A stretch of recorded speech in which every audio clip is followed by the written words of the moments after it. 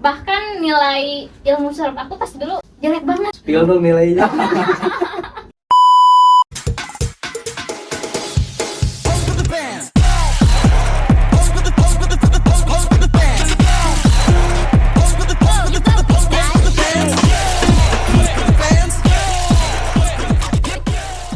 Selamat datang di podcast Brokat, obrolan anak IAT. Baiklah teman-teman sekalian, pada kesempatan kali ini kita kedatangan langsung nih oleh mahasiswa UIN Sunan Gunung Jati Bandung, yang mana jurusannya ilmu Al-Quran dan Tafsir. Nah, siapa aja mereka? Langsung kita panggil nih, daripada penasaran. Adin Gumilang dan Dina Mailani. Nah, mereka berdua ini sekarang sedang menempuh pendidikannya di UIN Sunan Gunung Jati Bandung. Baik, bisa diperkenalkan dulu. Ya, bismillah, nama saya Adin Gumilang dari jurusan Ilmu Al-Quran dan Tafsir UIN Sunan Gunung Jati Bandung angkatan 2020. Oke, saya Dina Milani dari jurusan yang sama juga Ilmu Al-Quran dan Tafsir semester 7. Nah, baiklah teman-teman, mereka ini langsung didatangkan dari UIN Sunan Gunung Jati Bandung, yang mana bertepatan pada jurusan Ilmu Al-Quran dan Tafsir. Baiklah, pada kesempatan kali ini kita akan membahas apa saja pengalaman mereka mengenai sebelum mereka masuk ke UIN Sunan Gunung Jati Bandung, apa saja pengalaman mereka menuntut ilmu di UIN Sunan Gunung Jati Bandung, apa saja hambatannya, dan masih banyak lagi yang lainnya. Oke, untuk sebelumnya, Mas Adin sekarang kesibukannya apa? Saya biasa aja sih, kayak ngerjain tugas, belajar dikit-dikit sama kuliah. Oh gitu. Kalau untuk Udah Dina? lu. Kalau saya sih aktif di organisasi. Oh, aktif di organisasi. Oke. Jadi pada kesempatan kali ini di program Brokat ini, obrolan anak IAT ini, ada beberapa pertanyaan yang dilontarkan nih dari warga-warga net di sana. Nah, di sini nih ingin tahu nih, mahasiswa UIN Sunan Gunung Jati Bandung nih apakah benar-benar dari lulusan pondok pesantren atau ada yang dulu jebolan dari sekolah-sekolah umum. Nah, baik, untuk pertanyaan yang pertama nih, kita masuk ke pertanyaan bagaimana sih awal mulanya dulu bisa memilih UIN Sunan Gunung Jati Bandung menjadi kampus yang Anda tuju setelah SLTA. Untuk Kang Adin dulu. Oh, mungkin dari saya dulu. Kalau kenapa masuk UIN gitu ya? Karena saya backgroundnya yang pertama emang orang tua tuh mendorongnya ke arah agama gitu. Dari mulai pendidikan TK, TKIT, Oh, TKIT. SD, SDIT, SDIT. SMP-nya bukan SMP tapi MTS. MTS. Lalu lanjut ke Aliyah. Aliyah. Nah, karena dari Aliyahnya saya jurusan agama, sebenarnya saya cita-cita itu jadi dokter. Oh, Cuman iya. kayak setelah istikharah, setelah diskusi sama orang tua, sama kakek gitu, udah kamu masuk jurusan agama aja, biar ada penerusnya gitu kan. Kakek saya ustadz kampung gitu, terus anak-anaknya nggak ada yang basic agama semua gitu, jadi mereka pada PNS, pada kerja gitu. Oh, jadi begitu. Ya, terus saya istikharah dapat jurusan agama. Nah, setelah itu kan mau jurusan yang lain kan agak bingung ya. Benar. Kayak di UIN tuh yang bagusnya apa nih? Oh, ilmu Al-Quran Tafsir. Dan lulusannya pun luar biasa. Ya udah, saya jadi memilih jurusan itu gitu.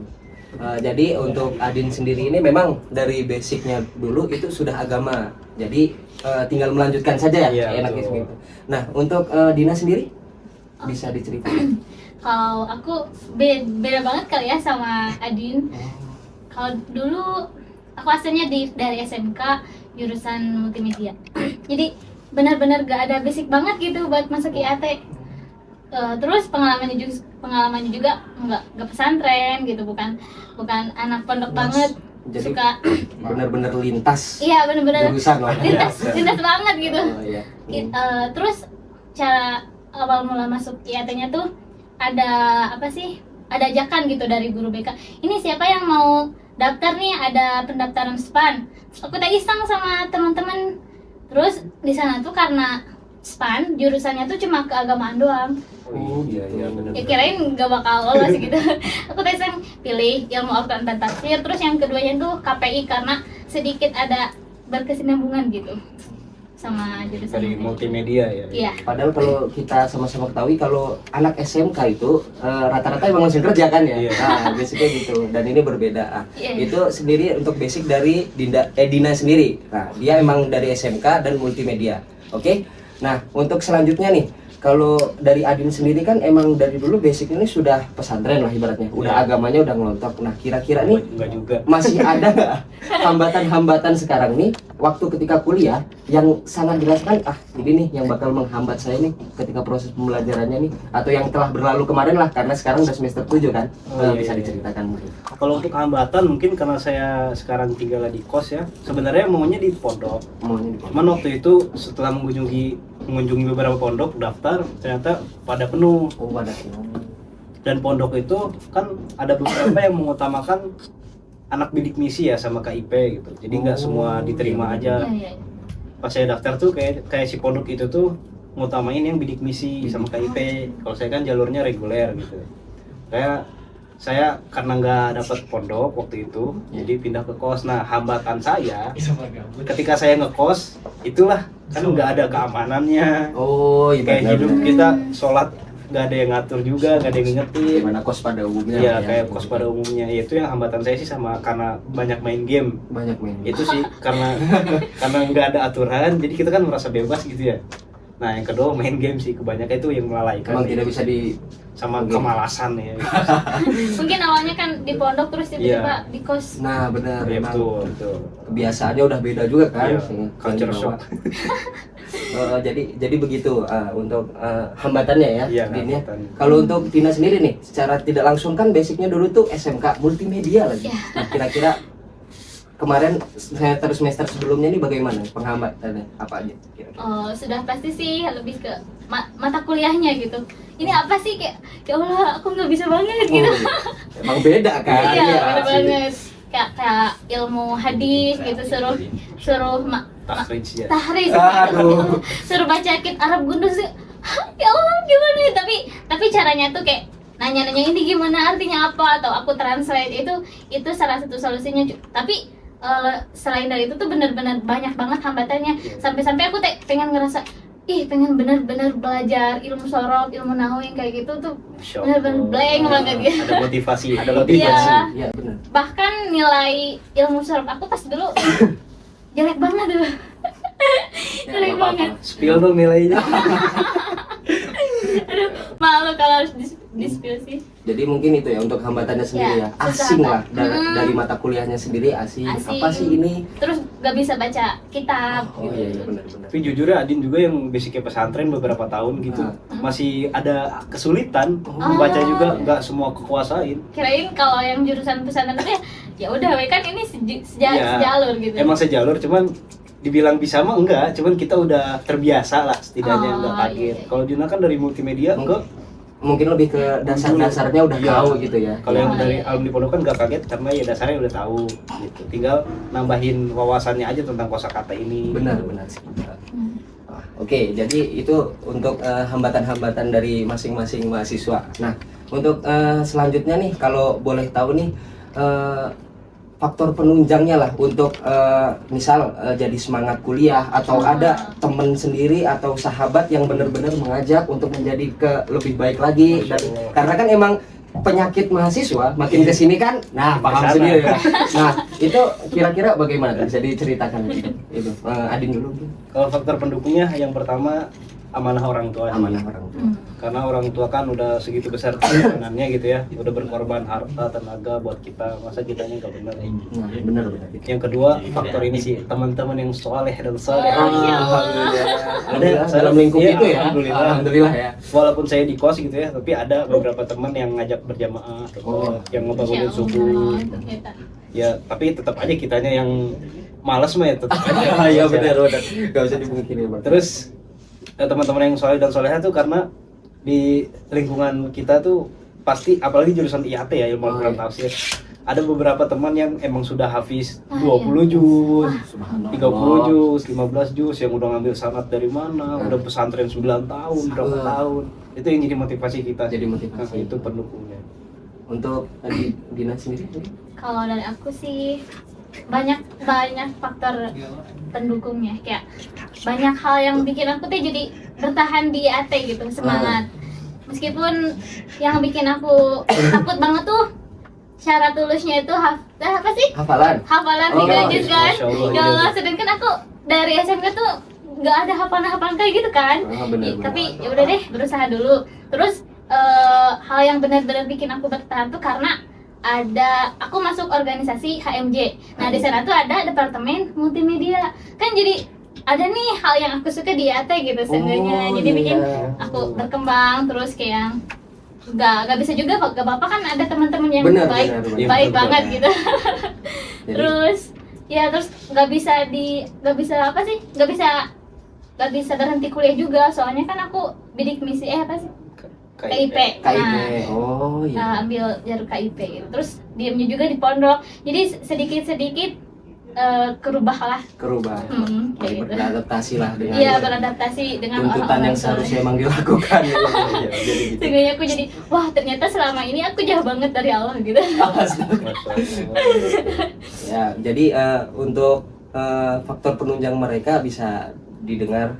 Jadi untuk Kang Adin sendiri emang ya amanah dari orang tua emang tidak pernah lepas lah dari kita semua. Kalau untuk Teh Dina sendiri semakin kesini semakin merefleksikan diri atau beradaptasi dengan jurusannya lah. Iya, betul, Dan betul. juga didukung oleh HMJ tadi. Betul.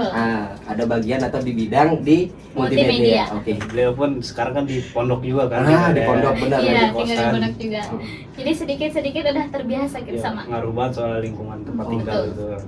Oke, mungkin selanjutnya nih untuk umumnya untuk para penonton dan khususnya buat adik-adik kita nih yang baru masuk ke ilmu Al-Quran dan tafsir. Nah, kira-kira ada pesan dan kesannya untuk mereka, untuk penonton dan adik-adik kita.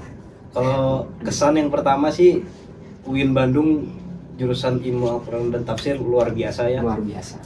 S1-nya udah banyak yang hafiz, banyak yang publikasi artikel, dan akademiknya pun pada luar biasa lah intelektualnya sama keaktifan di jurusannya. Apalagi S2-nya tuh, banyak S2 yang di UIN Bandung tuh diambil dan bukan diambil ya, justru orang-orang yang lulusan Madinah, S1-nya lulusan Mesir, lulusan Libya. Padahal kuliahnya S2-nya di UIN Bandung. Oh, Itu karena memang metode penelitiannya, sistem pengajaran di sini ya buat penulisan karya ilmiah itu memang luar biasa di S2 UIN Bandung ini. Bisa dijadiin Ya, motivasi lah jadi buat motivasi lah, itu kesannya tuh wah luar biasa banget lah. luar biasa pokoknya. Untuk pesannya ya minimal kalau mau masuk IAT harus bahasa Arab dasar aja. Sama ya, hafalan tuh, juz didengar 30. ya kawan-kawan sekalian. Udah aja bahasa Arab dasar sama juz 30 aja Juz itu dulu aja. 30, Itu nah. menurut saya udah cukup lah untuk bisa ngembangin ilmu pengetahuannya di sini gitu. Ya. Untuk Dina sendiri? kalau aku sih kesannya mungkin masuk IAT tuh kayak benar-benar masuk ke lingkungan baru. Kalian bakal ketemu sama orang-orang yang tadi yang dibilang Kang Adi tuh, Masya Allah, Hafiz 30 juz, Wah, terus Allah, iya. penampilannya tuh benar-benar wah ya tertutup banget gitu. Benar. Terus pasti belajar juga kan beda ini apa sih? Ini cowok, ini cewek kayak gitu. Benar-benar dipisah nggak kayak yang lain gitu. Benar sih, benar. Mungkin kalau pesannya terkhusus kita ya orang-orang yang apa sih jurusannya? Lintas jurusan. Lintas Nah itu jurusan, lintas oh. jurusan. Pesimis. Jangan pesimis, Oh. jangan patah semangat, pokoknya semangat terus. Karena kalau kita diposisikan di sini berarti emang ini tuh yang terbaik buat kita gitu. Benar. Semangat aja, soalnya banyak orang-orang di sekeliling itu orang-orang yang baik yang bakal bantu kita. Betul, nah itu. Dan kan Dina pun walaupun dia merasa bingung sendiri, susah sendiri, dia enggak susah sendiri. Iya. Dia tuh pasti dibantuin sama teman-teman Iya, di lingkungan betul. sekitar yang bisa bahasa Arab, yang bisa ilmu-ilmu yang belum Dina kuasai, pasti ngebantu kok. Tenang aja, nggak Iya, bakal bener. ditinggalin sendirian kan. Beneran Pasti dibantuin. pas dikasih tulis tuh, ini tugas aku, lihat aja, wah Wah, baik Maksudnya banget. diajarin, Diajarin, Iya, bener. dia ngajarin juga ini gimana sih maksudnya, ini tuh kayak gini Nah, gitu. Iya benar. Pokoknya semangat deh, jangan putus asa. Oke, jadi itu tadi teman-teman sekalian obrolan kita mengenai IAT, bagaimana pengalaman mereka berdua ini milih UIN, milih jurusan ilmu Al-Quran dan tafsir, hambatannya, faktor penunjangnya, dan berikut pula dengan kesan dan pesannya. Mungkin kita cukupkan lah dari sekian. Ini terima kasih sekali telah datang di podcast Brokat ini.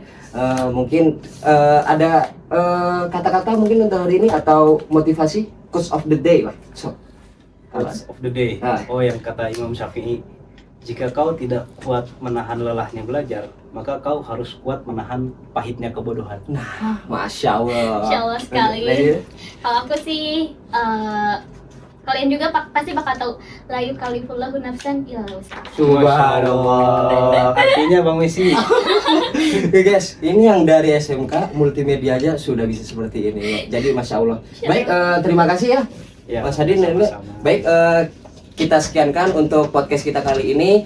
Tunggu di episode-episode selanjutnya podcast dari Brokat, obrolan anak IAT. Kami pamit undur diri. Wassalamualaikum warahmatullahi wabarakatuh. Sampai jumpa. Dadah.